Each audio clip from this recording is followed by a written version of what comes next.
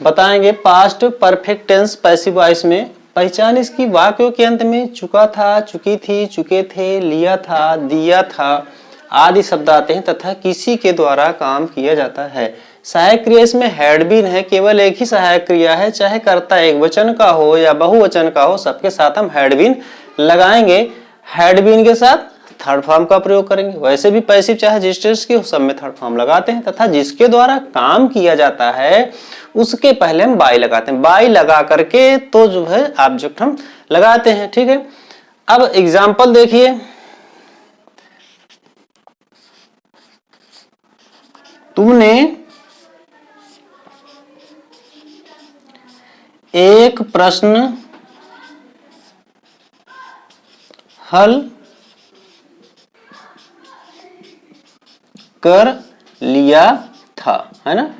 लिया था, दिया था, चुका था, चुकी थी, पास्ट परफेक्ट टेंस। सहायक क्रिया एक्टिव में हैड और पैसिव के लिए एक टेंस आगे वाली सहायक क्रिया लगाएंगे हैड बीन। तो तुमने एक प्रश्न हल कर लिया था, तुमने का मतलब हुआ यू। सहायक क्रिया हैड, एक ही सहायक क्रिया है, यू हैड। हल कर लिया था वर्ब का third form, you have solved. तुमने हल कर लिया था, क्या हल कर लिया था? एक प्रश्न। अपने आप उत्तर आया आ क्वेश्चन। सब्जेक्ट यू है, वर्ब सॉल्व है, क्वेश्चन क्या है? ऑब्जेक्ट है। तो जो ऑब्जेक्ट होता है वही पैसिव का हमारा सब्जेक्ट बनता है और जो एक्टिव में सब्जेक्ट होता है वो ऑब्जेक्ट बन करके बाई के बाद लग जाता है। एक क्वेश्चन यहाँ सब्जेक्ट बनेगा। अ क्वेश्चन एक वचन है, सहायक क्रिया हैड बीन, चाहे जो भी हो, सिंगुलर नंबर प्लूरल नंबर सब में हैड बीन लगाते हैं। A question had been solved, verb का third form. A question had been solved किसके द्वारा? बाय लगाएंगे, यू का ऑब्जेक्ट क्या हुआ? यू ही होगा। इसकी जगह हिंदी बनाएंगे तो कहां से लेंगे? Bye you. बाय यू मतलब क्या हुआ? तुम्हारे द्वारा। यहां से शुरुआत करेंगे, एक प्रश्न हल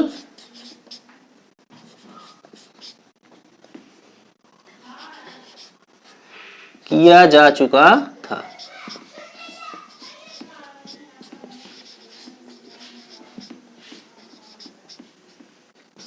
तुम्हारे द्वारा प्रश्न हल किया जा चुका था।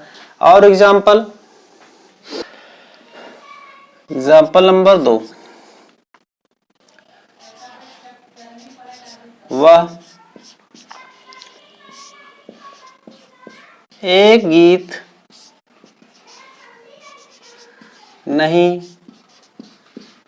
गा चुकी थी।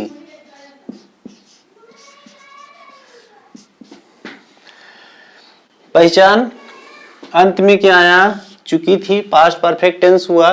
वह है गीत नहीं गा चुकी थी, कैसा वाक्य है? निगेटिव सेंटेंस है, नकारात्मक वाक्य है। सबसे पहले सब्जेक्ट लेंगे, वह क्या है? सब्जेक्ट सी। सहायक क्रिया हैड, सी हैड नहीं गा चुकी थी, नॉट सिंग का थर्ड फॉर्म क्या है? संग। क्या नहीं गा चुकी थी? एक गीत, अ सॉन्ग।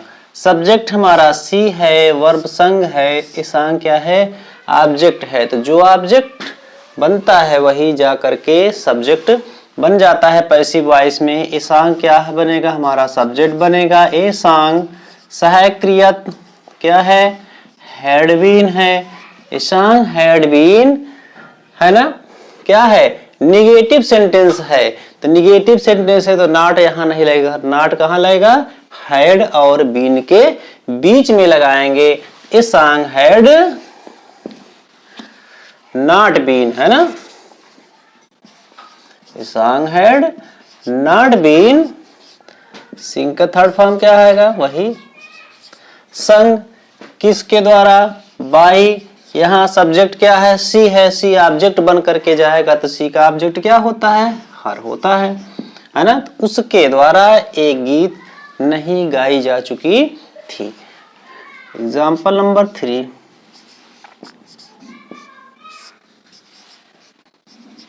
क्या लड़कियां?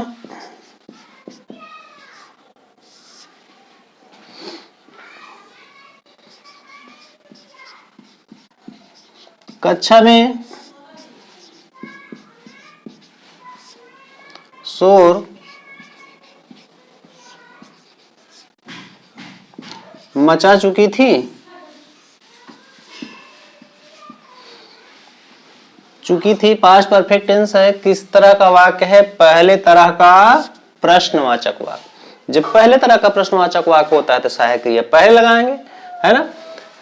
क्या अंग्रेजी सहायक क्रिया ही बन जाएगी। चुका था, चुकी थी, एक्टिव में सहायक क्रिया क्या हैड है, हैड इसकी सहायक क्रिया बन गई। हैड सब्जेक्ट क्या है? लड़कियां हैं, the girls had the girls क्या कर चुकी थी?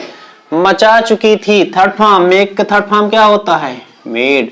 मेक माने मचाना होता है, बनाना भी होता है, यहाँ मचाने से मतलब है। हैड द गर्ल्स मेड क्या मचा चुकी थी? शोर आ नॉइज। कहां मचा चुकी थी? शोर कक्षा में, in the class. Subject girls है, वर्ब मेड है, ऑब्जेक्ट क्या है? नॉइज है। ऑब्जेक्ट क्या है? नॉइज है। नॉइज जो है हमारा सब्जेक्ट बनेगा, है ना। पहले तरह का प्रश्नवाचक एक्टिव में है तो पैसिव में भी पहले तरह का प्रश्नवाचक वाक्य बनाएंगे, है ना। नॉइज है, पहले क्या लिखेंगे? हैड बीन सहायक क्रिया है ना, तो हैड और बीन के बीच में ला करके सब्जेक्ट को रखेंगे। Had a noise been made. Had noise been made क्या? शोर मचाया जा चुका था, है ना। कहा? इन द क्लास कक्षा में। सबसे अंत में बाई लगाएंगे, है ना। सबसे लास्ट में बाई लगाएंगे। किसके द्वारा मचाया जा चुका था? लड़कियों द्वारा, बाय द गर्ल्स। तो क्या? लड़कियों द्वारा कक्षा में शोर मचाया जा चुका था। Example number 4।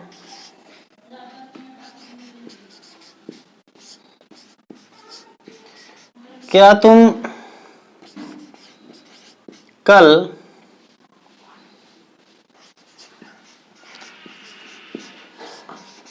अपना पाठ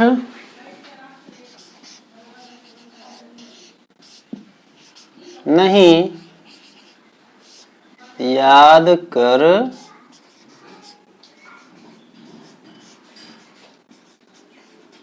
चुके थे?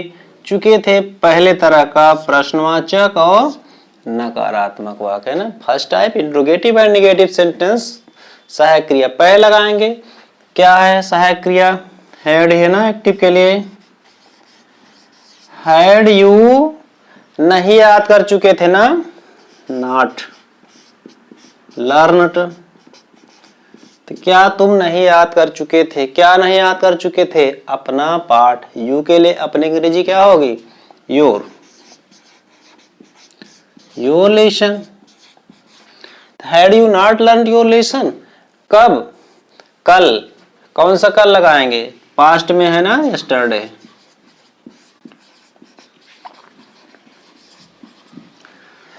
एक्टिव हो गए। पैसिव जब बनाएंगे तो सब्जेक्ट क्या है? यू है, वर्ब क्या है? लर्न है, ऑब्जेक्ट क्या है? योर लेसन है। तो जो ऑब्जेक्ट है वही को हम क्या बनाएंगे? सब्जेक्ट बनाएंगे, है ना। तो यू के स्थान पर योर लेसन आ जाएगा। सहायक क्रिया हैड बीन है ना, शुरुआत में ही लग जाएगी क्योंकि पहले तरह का प्रश्नवाचक वाक्य है। तो हैड और बीन के बीच में सब्जेक्ट को रखेंगे। Had your lesson been. अब क्या है? निगेटिव सेंटेंस है तो हमेशा नॉट कहां रहता है? बीन के पहले लगता है। Had your lesson not been. Third form verb का लर्नड किसके? अब कब? पहले यस्टरडे लिख देंगे, कल। बाद में बताया सबसे लास्ट में हम बाई लगाते हैं। बाई लगा करके ऑब्जेक्ट लिखेंगे। किसके द्वारा? यू का ऑब्जेक्ट क्या होता है? यू ही होता है ना। तो क्या तुम्हारे द्वारा अपना पाठ याद किया जा चुका था। 5 नंबर,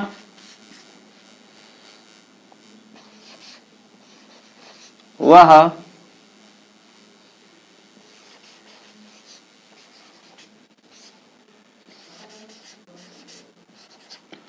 कुछ कपड़े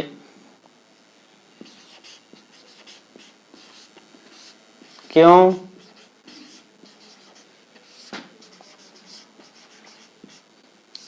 खरीद चुकी थी। चुकी थी दूसरे तरह का प्रश्नवाचक वाक्य है। दूसरे तरह का प्रश्नवाचक वाक्य होता है, सबसे पहले प्रश्नवाचक शब्द की अंग्रेजी लिखते हैं। क्यों अंग्रेजी लिखेंगे? क्या? व्हाई। सहायक क्रिया तुरंत क्या है? हैड। व्हाई हैड, वह है ना, व्हाई हैड सी क्या कर चुकी थी? खरीद चुकी थी ना, बाट। क्या खरीद चुकी थी? कुछ कपड़े, है ना, सम क्लोथ्स। सम क्लोथ्स हमारा ऑब्जेक्ट है, यहाँ पर सब्जेक्ट बनेगा। व्हाई लिखेंगे, उसके तुरंत बाद सहायक क्रिया हैड बीन लगाएंगे। तो व्हाई हैड और बीन के बीच में सब्जेक्ट रख देंगे। Why had some clothes been bought किसके द्वारा? बाई सी। सी का ऑब्जेक्ट क्या होता है? हर होता है ना। तो ये दूसरे तरह का प्रश्नवाचक वाक्य हुआ। मान लीजिए कभी कभी सीधा डायरेक्ट पैसे में दे दिया जाए, या यूपी बोर्ड में आते हैं फीस करने के लिए, हिंदी से इंग्लिश में ट्रांसलेशन करने के लिए, तो कभी कभी बीच में पैसे भी दे दी जाती है। जैसे 6 नंबर, क्या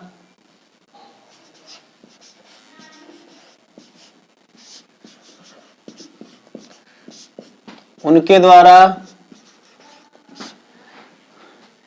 एक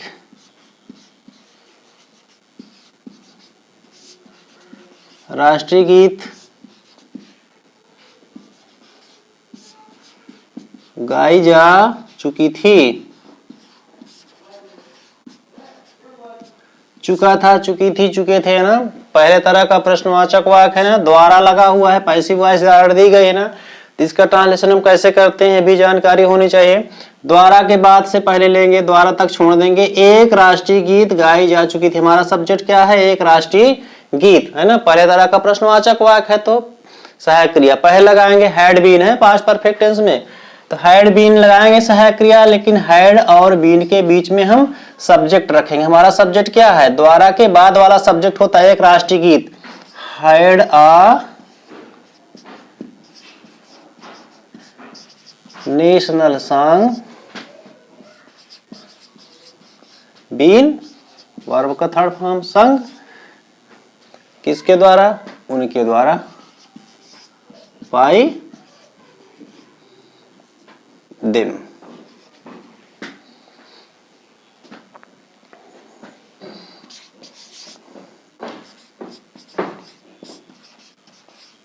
एक पत्र